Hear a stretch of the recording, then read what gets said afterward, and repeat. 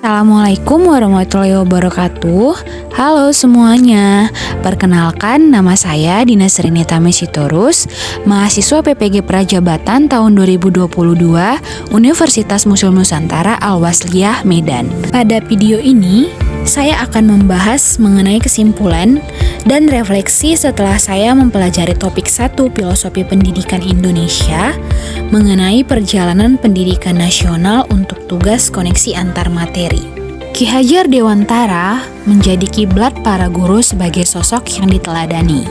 Ki Hajar Dewantara mengatakan bahwa pendidikan sebagai tuntunan, yaitu tuntunan dalam tumbuh hidupnya murid.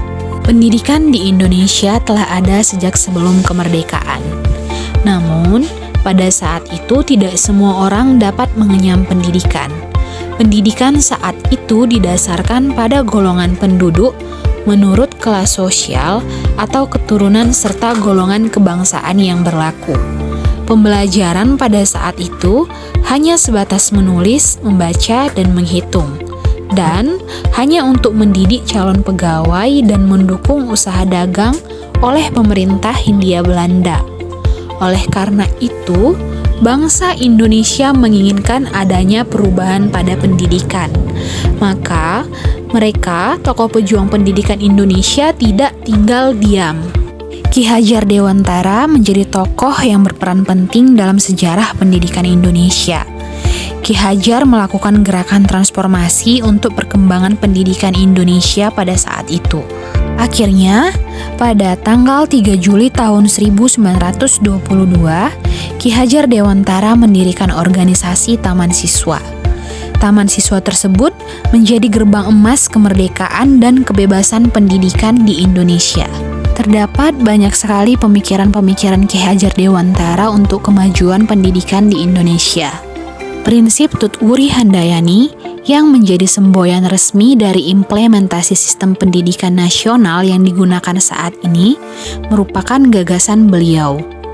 Selain itu, menurut Ki Hajar Dewantara, pendidikan akan memerdekakan manusia dari aspek hidup batin.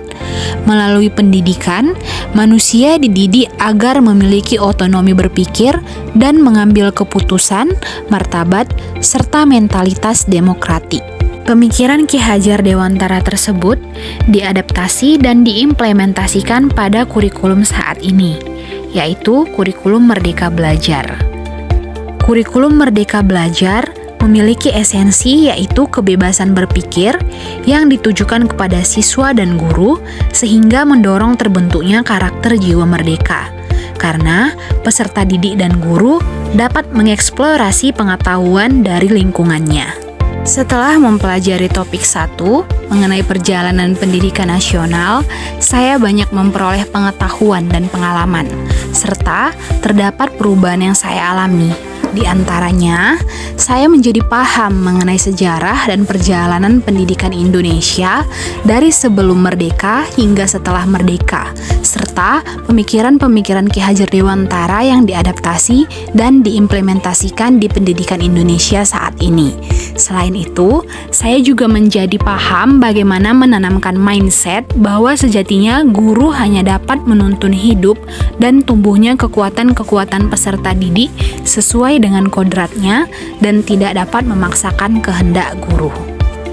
Sebagai seorang guru, nantinya saya akan menuntun peserta didik untuk dapat mengembangkan potensi-potensi yang dimiliki dan menggerakkan segala daya upaya untuk memajukan perkembangan budi pekerti, pikiran, dan jasmani peserta didik agar dapat memperbaiki perilakunya.